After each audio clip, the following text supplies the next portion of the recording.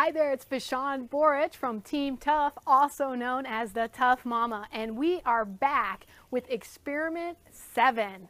This one is called the Jenny Craig Principle. You're going to love this one, but before I go into the details, let's roll the intro.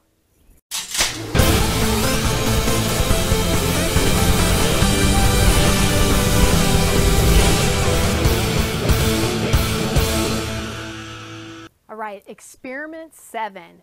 Your thoughts and consciousness provide the scaffolding for your physical body.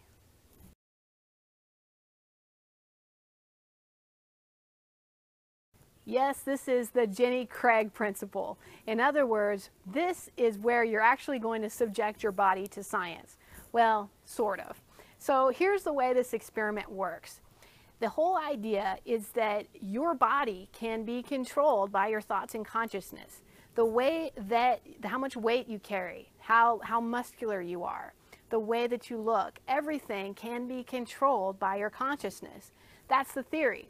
So how are we going to test this? Well, we're going to test it with a simple experiment that has to do with losing weight. Yes, this is the experiment that a lot of people have been waiting on. Now, for those of you that are fortunate enough in which you don't have any weight to lose, or you do not have, perhaps you would like to gain some weight, and there are a few of you out there, I know there are, then do the opposite of what I'm telling you now. So here's the way this works. Your thoughts and consciousness are going to affect this experiment, but you're not going to change your diet at all. Are you listening to me? Don't change your diet. If you have a specific breakfast that you usually have, great. If somebody's having a birthday and you have a slice of cake, great. If you eat a bunch of chocolate on a binge, that's fine. There's nothing that I want you to change on your diet. But here's what you're going to do. Okay, this is a 3-day experiment.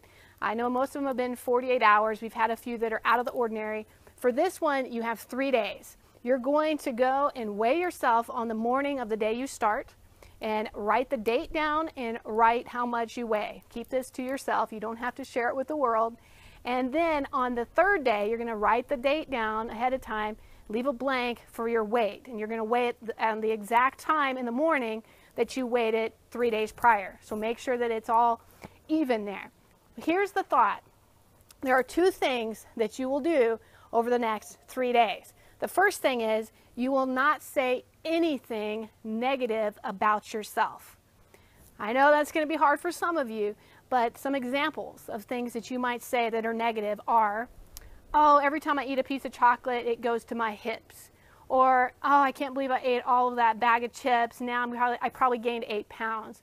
Or, man, I really hate the way that, that my bottom looks in this dress.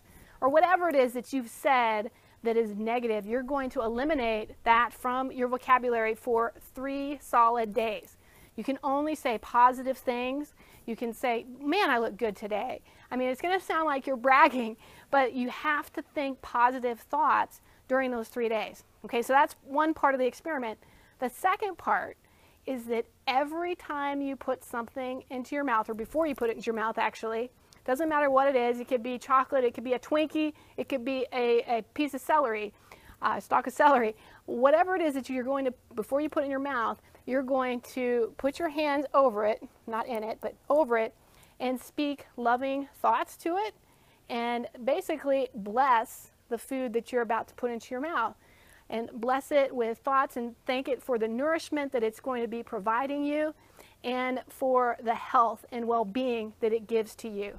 Doesn't matter what it is. You're going to think that, say that to yourself. You don't have to say it out loud if you're embarrassed, but you're going to say that to yourself before you eat anything over the next 3 days.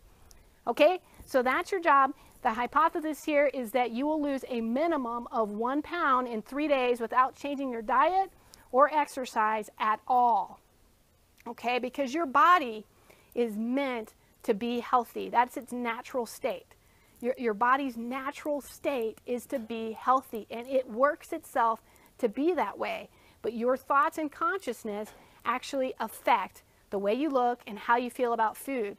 If you feel really good about what's going into your body, you know what happens? Your body's going to look good no matter what. That's the theory. Let's test it. Tell me how it works for you. Comment on my blog at toughmamablog.com. and we will see you on the next experiment.